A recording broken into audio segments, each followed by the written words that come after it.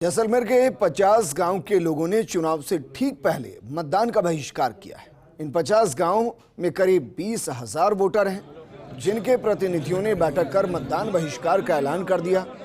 आपको बता दें कि ट्रक यूनियंस और आरएसएमएम ठेकेदार के बीच लंबे वक्त से खींचतान चल रही है। ढुलाई दरों में 3 रुपए प्रति टन बढ़ाने की मांग को लेकर ट्रक यूनियन का 75 दिनों से धरना जारी है। वहीं ट्रक मालिकों के समर्थन में आसपास के 50 गांव के लोग धरना स्थल पर बैठ गए और सभी ने एक राय होकर मतदान का बहिष्कार किया। हमारे आज करीबन 35-40 साल से एक ये सिस्टम है आरएसएमएम, उनसे जुड़े हुए ये रोजगार हैं। लगभग 400 ट्रक हैं। प्रत्यक्ष अप्रत्यक्ष रूप से कम 5,000 लोग इनसे जुड़े हुए रोजगार था, वो आज 75 दिनों से बंद है। गांव वाले सभी मौजूद लोग यहाँ आए हैं। उन्होंने ये कहा है कि अब आपके साथ निर्णय नहीं हो रहा है तो हम आने वाला जो उत्सव है चुनाव का बहिष्कार कर रहे हैं और वोटिंग हम नहीं करेंगे। करीबन 50 गांव के लोग, जब तक ये न्याय, ये रोजगार इनको नहीं मिलता ट्रक मालिकों को, जब तक ये वोटिंग का इन्होंने निर्णय बहिष्कार कर चुके हैं, ये वोट नहीं करेंगे। हमारा ये धरना है ट्रक मालिकों का, गाड़ी ड्राइवर खलासी सब इसमें 75 दिन से हम यहाँ धरने पे बैठे हैं। हमारा कोई सुनने वाला नहीं है। कलेक्टर साहबा को हमने बोला, एसपी साहबा को बोला, सब नेताओं को भी बोल रखा है। अभी हमने तो और तो कोई निर्णय नहीं है। हमने तो अभी ये निर्णय लिया है कि भाई सुनने वाला कोई नहीं है तो आने वाले वोटों में हम बहिष्कार करेंगे। 40-50 गाँव मिल के हमने सब ने अपनी सहमति से मिल के यही बस समस्या है कि हम अभी वोटों का बहिष्कार करेंगे। हमारा रोजगार नहीं तो वोट नहीं। हम यहाँ कम से कम 50 गांव के लोग एकत्रित हुए हैं और जो ये यूनियन की मांग है इसमें अपना सहयोग देने के लिए हम सब इकट्ठा हुए हैं और इनकी एक बिल्कुल जायज़ मांग है। पर टन 2 या 3 रुपए की बढ़ोतरी की मांग है और उसमें वो अड़िया दरवाज़ अपना के बैठा है ठेकेदार और नए प्रशासन उसमें मध्यस्थता करके उसका कोई समाधान निकाल पा रहा है। तो हम 50 गांव के लोगों ने ये निर्णय लिया है कि हम इस बार वोट का बहिष्कार करेंगे। जोधपुर जिला निर्वाचन अधिकारी और जिला कलेक्टर हिमांशु गुप्ता ने प्रेस वार्ता की। उन्होंने बताया कि 9 नवंबर के बाद आगामी दिनों में ईवीएम की तैयारी से लेकर बैलेट पेपर छपवाए जाएंगे, उसके बाद ही आगे की अन्य गतिविधियां की जाएंगी। उन्होंने बताया कि अब वोटर लिस्ट फ्रीज हो चुकी है। वोटर लिस्ट में जितने नाम जोड़े जाने थे वो जुड़ चुके हैं। अब इसी आधार पर वोटर लिस्ट बनेगी। वहीं होम वोटिंग के लिए 30 अक्टूबर से 4 नवंबर तक 12D के फॉर्म जमा होंगे। उसके बाद ही होम वोटिंग की लिस्ट भी जारी की जाएगी। उन्होंने बताया कि दिव्यांग या 80 साल से ज्यादा उम्र के मतदाताओं के लिए होम वोटिंग की विशेष रूप से व्यवस्था रहेगी।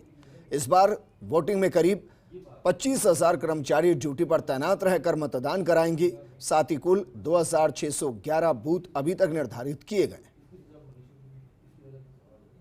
चुनाव की घोषणा जो है वो इलेक्शन कमीशन ऑफ इंडिया द्वारा कर दी गई थी और 30 तारीख को उसका नोटिफिकेशन जारी होगा। तो 30 तारीख के नोटिफिकेशन के बाद में नॉमिनेशन चालू हो जाएंगे, जो लगातार 6 तारीख तक पूरे ज़िले में 10 विधानसभाओं के 10 आरओ ऑफिस में उनके नॉमिनेशन लिए जाएंगे। 7 तारीख को सुबह 11 बजे उसकी स्क्रूटनी होगी, जो भी फॉर्म्स आएंगे। फॉर्म्स की स्क्रूटनी के बाद में वैलिडली नॉमिनेटेड कैंडिडेट्स की सूची फाइनल हो जाएगी और फिर 9 तारीख तक, मतलब 2 दिन और दिए गए हैं फॉर्म विड्रॉल के लिए। तो जब विड्रॉल की टाइम निकल जाएगा, उस दिन के बाद से जो कंटेस्टिंग कैंडिडेट्स हैं, मतलब जो वास्तव में चुनाव लड़ेंगे हर विधानसभा बार, उनकी सूची फाइनल हो जाएगी। फतेहपुर शेखावाटी में चुनावी रण के बीच ईडी की एंट्री हुई तो सियासत बवाल मचाती नजर आई। जैसे ईडी की टीम रवाना हुई तो तेजा सेना पीसीसी चीफ के समर्थन में उतरी। तेजा सेना ने ईडी और सीबीआई के पुतले फूंके। सीकर में गोविंद सिंह डोटासरा के सीकर और जयपुर आवास पर ईडी की सर्च ऑपरेशन खत्म हुई। ईडी की तरफ से कोई बड़ा खुलासा मामले में नहीं किया गया। इससे पहले कलाम कोचिंग पर भी ईडी की छापेमारी हुई थी। उधर तेजा सेना के आह्वान पर सीकर और विधानसभा क्षेत्र लक्ष्मणगढ़ कस्बा बंद रहा। तेजा सेना के तहसील अध्यक्ष अशोक चौधरी ने इसको लेकर विरोध जताया। उधर एनएसयूआई के प्रदेश सचिव अंकित चौधरी ने भी इसको लेकर विरोध दर्ज करवाया।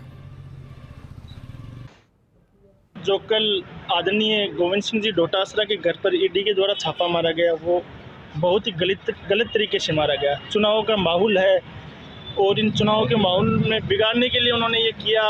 उनको 2021 में ही जब पता चला था तो उनका दायित्व बनता था निष्पक्ष जांच करे, और अभी चुनाव का माहौल है, इसलिए उन्हें जाट का बेटा होने के नाते, किसान का बेटा होने के नाते उन्हें दबाया जा रहा है। छापेमारी ये करते हैं, ये चुनाव के समय करते हैं। और बीजेपी सरकार हमेशा जाट और किसान कौम की हमेशा जो विरोधी जो पार्टी है वो होती है, क्योंकि कुछ समय पहले जो किसान आंदोलन हुआ था उसमें किसानों को भी इन्होंने रोंदा था।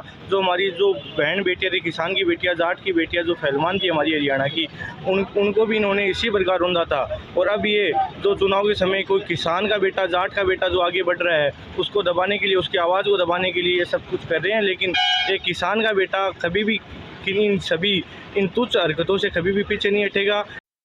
कोटा के अभेड़ा बायोलॉजिकल पार्क में बाघ के हमले से केयरटेकर की मौत हो गई है। केयरटेकर रामदयाल पर टाइगर ने हमला कर दिया।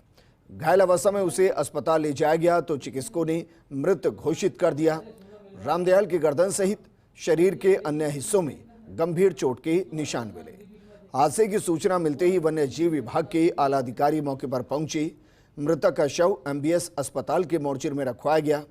हादसा उस वक्त हुआ जब केयरटेकर रामदयाल बाघ को लगी चोट पर स्प्रे करने गया था।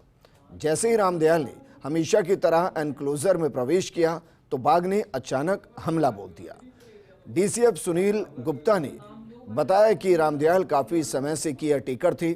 उनको वन्य जीवों के रखरखाव का भी अच्छा खासा अनुभव था, लेकिन इस हादसे के बारे में तमाम पहलुओं पर जांच की जा रही है। धौलपुर के राजाखेड़ा कस्बे की मनिहार गली में एक मकान में पटाखे बनाए जाने और उसके संग्रहण से जुड़ी लापरवाही सामने आई।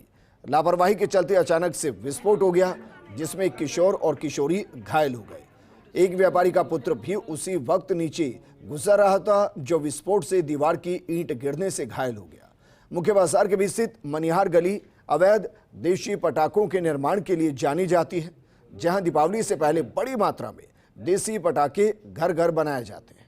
एक मकान की ऊपरी मंजिल पर अचानक जोरदार धमाका हुआ, जिससे वहां भगदड़ मच गई और चारों तरफ धुआं छा गया। वहां लोगों ने बचाव कार्य शुरू किया, जहां लोग 4 घायल हुए, जिनको लोगों ने चिकित्सालय पहुंचाया। यहां से चिराग जैन और मुस्कान को गंभीर हालत के चलते जिला मुख्यालय के लिए रेफर कर दिया गया। इनमें से चिराग जैन ब्लास्ट के दौरान ऊपरी मंजिल की 4 दीवारी गिरने से ईंट गिरने से घायल हुआ। अन्य को धमाके में घायल होना बताया गया। ये गली अवैध पटाखा निर्माण के लिए दशकों से जानी जाती है, लेकिन चुनावों के दौरान कड़ी सख्ती के बाद भी विस्फोटक पदार्थों का शहर में आना और मुख्य बाजार में घनी आबादी के बीच पटाखों का निर्माण होना अपने आप में बड़ा सवाल खड़ा करता है। फिलहाल पुलिस पूरे मामले की जांच कर रही है। विभागीय मापदंड से कम परीक्षा परिणाम देने पर विभाग की तरफ से शिक्षक के खिलाफ की गई कार्रवाई पर राजस्थान हाईकोर्ट में जस्टिस सुदेश बंसल की एकल पीठ ने रोक लगा दी। प्रमुख शिक्षा सचिव, उप सचिव, माध्यमिक शिक्षा निदेशक सहित अन्य को नोटिस जारी कर जवाब तलब किया गया। हाईकोर्ट ने आदेश ऋषिकेश की याचिका पर दिए हैं। याचिकाकर्ता के एडवोकेट विजय पाठक ने अदालत को बताया कि वो 2015 में दौसा की महमा तहसील की स्कूल खोरा मुल्ला के अंदर